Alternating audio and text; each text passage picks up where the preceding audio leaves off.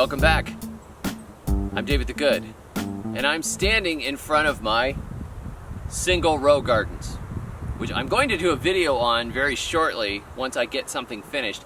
But today I want to talk about the experimental beds that we've been working on. The experimental beds is where I took 12 beds and I'm treating them all with different additives, different amendments, and different methods to see which method works the best in my horrible soil. So I know this stuff works, what I'm doing here, but I want to see if we can get the best. What would be the best? So we're doing a head-to-head competition between 12 different amendments. So today, it's 25 days since I started it. I figure it's almost a month. Let's take a look and see how it's going right now, and I will talk about them bed by bed.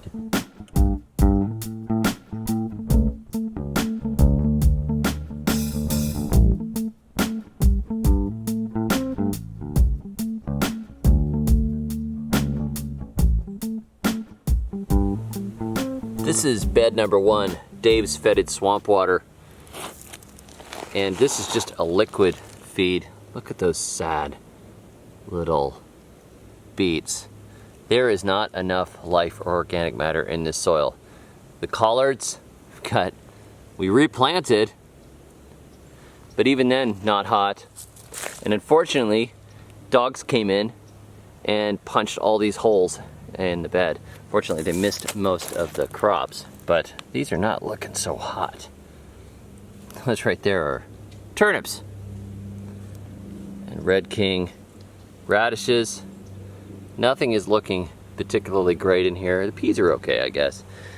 But it is time to feed it again, and this time I'm going to give it a 2-gallon dose. Everything is getting twice what I gave it last time on the foliar feeds.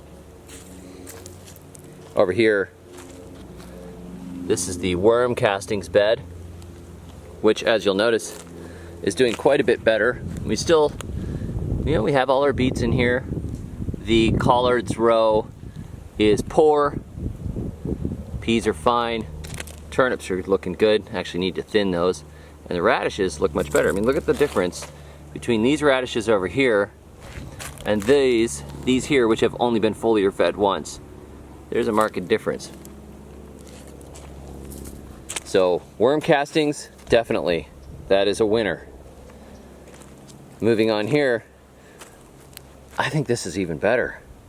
This is the charged biochar bed. Take a look. These beets. Those are hard to beat. And we've got a runaway something here. I don't know how that one got planted.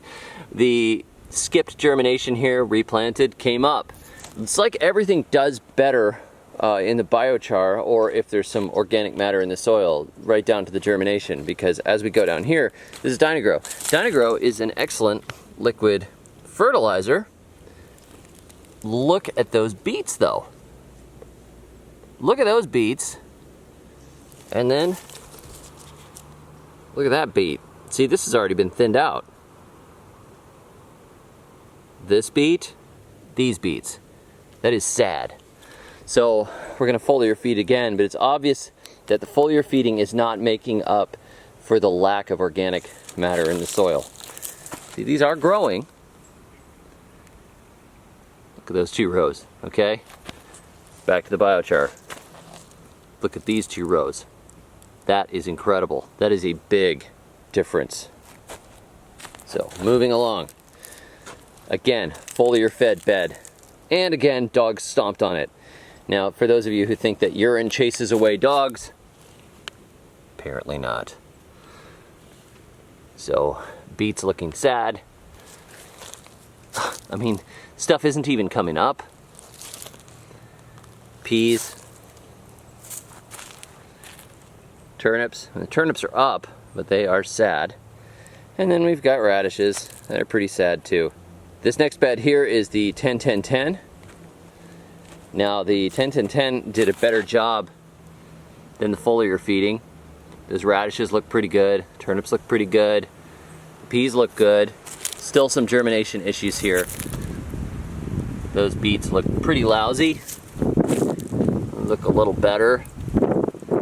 And the collards are not that impressive, but they're definitely better than just foliar fed, and they're definitely better than the control bed. This is the control bed. Nothing in it. Sad beets, patchy germination. I mean, remember, these germinated, we planted it once and we planted again. This is the second planting. So this is a wasteland here. It also has dog footprints in it. And more dog footprints. Okay. Beets, germination, terrible. Missing 3 stations there. This is Steve Solomon's mix. And collards looking okay there. These 2 had to be replanted. Turnips are pretty good. Radishes are pretty good. Actually, this is probably one of my best looking radishes right here. I need to thin out that station there. That was a replant. So this is okay. But again, I think if there had been organic matter, which is what Steve told me too, organic matter would have made a big difference. Here we have Neptune's Harvest, fish and seaweed. And there's really poor germination again.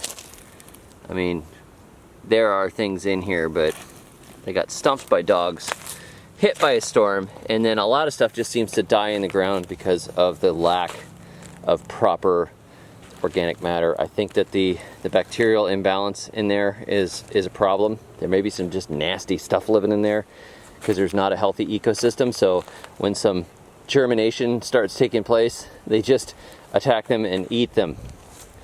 Now here, lasagna bed. Look at that. These look really good. Now, a big part of the success of these, I believe, is the using of the composted manure, which I knew was safe from herbicides because it had tomato seedlings growing in it. Normally, I don't recommend using composted manure because of how many long-term herbicides are in hay now. But this looks pretty darn good. We do have some weeds coming out here and there in the manure. There's another, who knows where that came from? I don't know. The one beet here that came up, the beets do not like to germinate in this stuff. So I've learned that. Collards came up.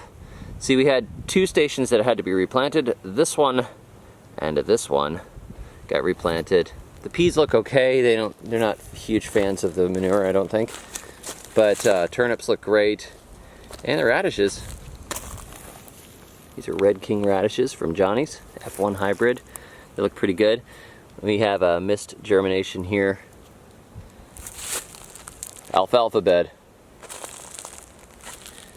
Don't know what's going on here. We did have seeds coming up again here when they were replanted, but nothing is all that great. It's maybe slightly better than nothing. This is sad. I mean, it's like the beets are just gone in there. This one here, cover crops, they're doing fine.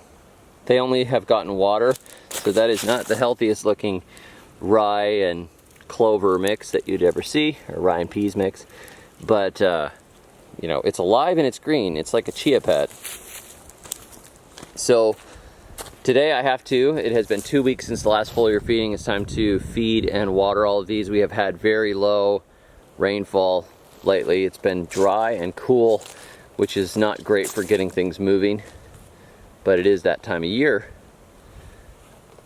However, the experiment is definitely moving along, and we're seeing what needs to happen in each one. And already we've learned that the biochar was a great idea, earthworm castings are a great idea, the lasagna garden is a great idea, and that my hypothesis that organic matter is the missing piece, well, that's just what we're going to have to add in the other beds as we continue. We knew we needed it with less than 2% organic matter. Steve's mix has really done a pretty decent job considering how bad the grit is.